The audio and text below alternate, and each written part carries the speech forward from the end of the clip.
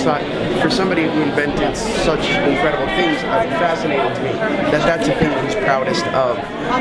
So the fact that he was a prankster really surprised me, and I found it to be really entertaining. Something you could sort of relate to. I could definitely relate to that. Yeah, I don't pull as many pranks as he does. But Anything planned for tonight? yeah, I'm gonna go see a movie, and then after I'm gonna go get a drink, and then maybe do some night skiing. Is that a thing? Can I do that? I want to go tubing, but I'm afraid of that too. Like, yeah. Can I? You think? Yes. Do you need to be like trained for that, or is it not like skating? You just sit in a tube and go down. Yes. Great. Then that's what I'm gonna do. Thank you. Thank you. Hi. How are you? I am. It's the only place where I can dress like myself and feel okay about that. I don't have to dress like I'm going to Temple. Can you tell me what attracted you to Well, it's the same thing that frightened me is what attracted me. The opportunity to play a living, breathing human being and tell this immense story, this journey that I didn't really know much about. It was an incredible opportunity and something I'd never endeavored to do before. So to me, it was a challenge, and I was really excited about it. I want to talk more about you, but can you tell me what it was like to work with Ashton and about his performance? Ashton is, I think, quite extraordinary in this film, from what I've seen. I think that he so fully immersed himself in the character that it was sometimes disconcerting, because I didn't know if I was talking to Steve Jobs or Ashton Kutcher, and he just really impressed me. I mean, every day he was a consummate professional. Every day he challenged the entire cast, and he brought an authenticity to the shoot that was amazing to watch. If there was something in the script that was minutely wrong, he was the one who would point it out, and it could be that a prop wouldn't exist for another year in that timeline. So it was really incredible. You've said that this is a story that needs to be told. How much did you know about the Apple story before you signed on? You know what? I came to this as a fan of the Apple product, but somebody who wasn't knowledgeable of what led up to the creation of that product, and I certainly grew up with the post Steve Jobs Apple comeback, and I didn't realize I was very young when the initial invention of Apple happened. So for me, it was a complete surprise. Every step of the journey was fascinating and riveting to me. Are you going to watch the Super Bowl this year? Oh, big time, yeah. I can't wait. Where are you going and who are you rooting for? I'm going to watch it at home, and I'm kind of on the fence. I love San Francisco, but I really want Ray Lewis to get one more ring before he retires. But either way, it's got to be hard for the parents of the Harbaughs to just sit there and watch that game. I don't know who you pick. So I'm kind of going for the Ravens. Last question, do you have a favorite Whitney Houston moment or song? Oh, yeah, I think it goes,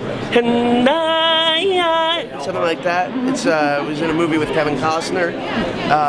She's like, he's a bodyguard, a protector of some sort. Yeah, that's my favorite.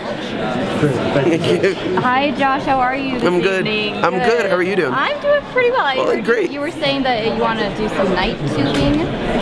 I want to try night tubing. I can't ski. Okay, I think that's a I've good never option done for it you then. before, and I can't snowboard. Okay. So the only thing that I'm really left with is going down a mountain in a tube. So I'm thinking about doing it. Well, Josh, we have a place called Gorgoza Park, which is Hang down on the one road. second. Let me write this down. Okay. Siri, Gorgoza Park.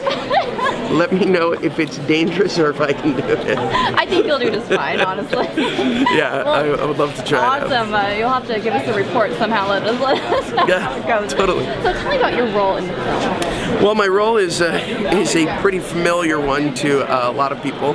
His name is Steve Wozniak, and he was the co-creator and co-founder of Apple. I didn't really know much about the Woz until I started researching the project, and I was blown away by the journey that he and Steve Jobs took to create the Apple one and subsequently the incredible corporation that they created. So I hope that audiences find it as surprising a journey as I did, because I really didn't know much about it until I jumped into it. Tell me about the script and what you like most about it.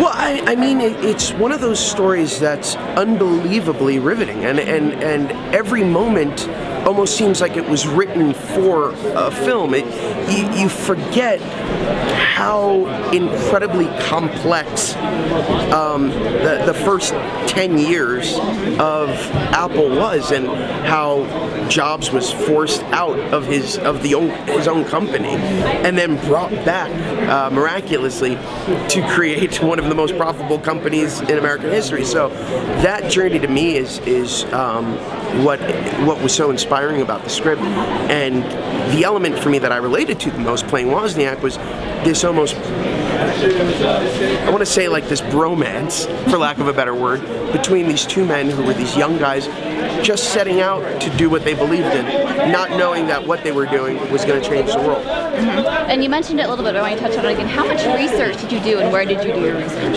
I literally did hundreds of hours of research. I read multiple books, including I Was, which is Wozniak's autobiography, and the Isaacson Jobs book. I watched countless hours of footage. I was, for a good 2 weeks, I was unavailable to speak to anybody because I was just kind of immersed in that role and discovering everything I could, every detail I could about the man that I was going to portray. Wow. So last question, if you could describe how you're feeling right now. I'm assuming